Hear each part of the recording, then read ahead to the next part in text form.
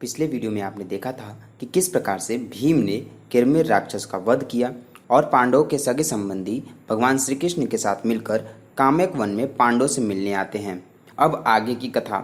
जब भगवान श्री कृष्ण और सभी क्षत्रिय अपनी राज्य की ओर प्रस्थान करते हैं, तभी युधिष्ठिर अपने भाइयों से कहते हैं कि हमें 12 वर्ष तक निर्जन वन में रहना है, इसलिए हमें ऐसा वन ढूंढना चाहिए जहाँ पर फल फूल आदि हो, रहने में सुखदायक हो और ऋषि मुनियों के पवित्र आश्रम हो।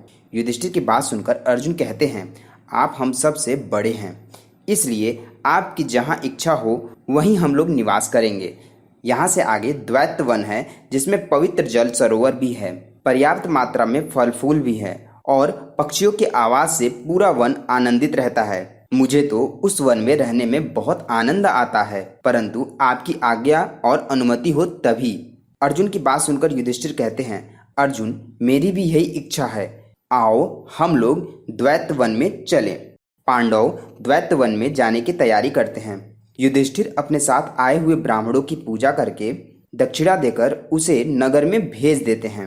ब्राह्मणों के चले जाने पर पांडव और पुरोहित धौम्य ऋषि अपने अपने रथ में सवार होकर द्वैत वन की ओर प्रस्थान करते हैं। जब पांडव द्वैत वन में प्रवेश करते हैं तो वहां के तपस्वी एवं शुद्ध स्वभाव वाले आश्रमवासी धर्मराज युधिष्ठिर के सामने आते हैं और उनका स्वागत करते हैं। धर्मराज युधिष्ठिर भी तपस्वी ऋषियों की पूजा अर्चना करते हैं और उसके बाद एक आश्रम में रहने लगते हैं। युधिष्ठिर और चारों भाई मिलकर आश्रम के सभी ऋषि मुनि तथा आए हुए अतिथियों की सेवा करते हैं। आश्रम में बड़े बड़े यज्ञ तथा श्राद्ध कर्म पुरोहित धौम्य ऋषि के निर्देशानुसार होने लगा और इसी प्रकार से पांडव अपने इंद्रप्रस्थ राज को छोड़कर द्वैत वन में रहने लगे। जब से पांडव द्वैत वन में रहने आए, तब से वह विशाल वन ब्राह्मणों से भर गया। वन में और सरोवर के आसपास वेद ध्वनि होने लगी। वह ध्वनि जो भी सुनता, उसके हृदय में वह ध्वनि बस जाती। एक दिन संध्या के समय पांडव शोकग्रस्त होकर द्रौपदी के साथ बैठकर बातचीत कर रहे थे। उसी समय बातचीत के बीच में द्रौपदी बताती है कि दुर्योधन बड़ा ही क्रूर और दुरात्मा है।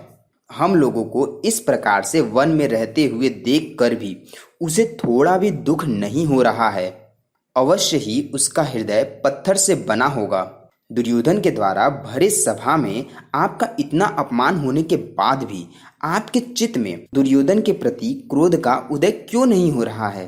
द्रौपदी की बात सुनकर युधिष्ठिर कहते हैं कि मनुष्य को क्रोध अपने वश में करना चाहिए और जो भी व्यक्ति क्रोध पर विजय हासिल कर लेता है वह कल्याण प्राप्त कर लेता है। क्रोध से ही मनुष्य का नाश होता है, तो मैं क्रोध के वश में कैसे आ सकता हूँ? धर्मराज युधिष्ठिर की बात सुनकर द्रौपदी कहती है कि इस जगत में धर्म का आचरण करने से या दया भाव दिखाने से या तो क्षमा करने से या तो सबके साथ सरल बर्ताव करने से राज्य की प्राप्ति नहीं होती है।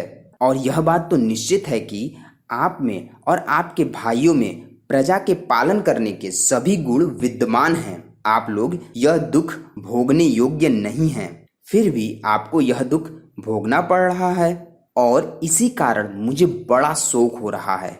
इस प्रकार से द्रौपदी और धर्मराज युधिष्ठिर के बीच में धर्म को लेकर बातचीत होती है। इस प्रकार से पांडव आपस में बातचीत कर रहे थे कि वेद व्यास जी द्वैत वन में पहुंचते हैं। इस कथा में इतना ही। दोस्तों, आपको हमारा वीडियो कैसा लग रहा है, आप हमें अवश्य बताएं। धन्यवाद।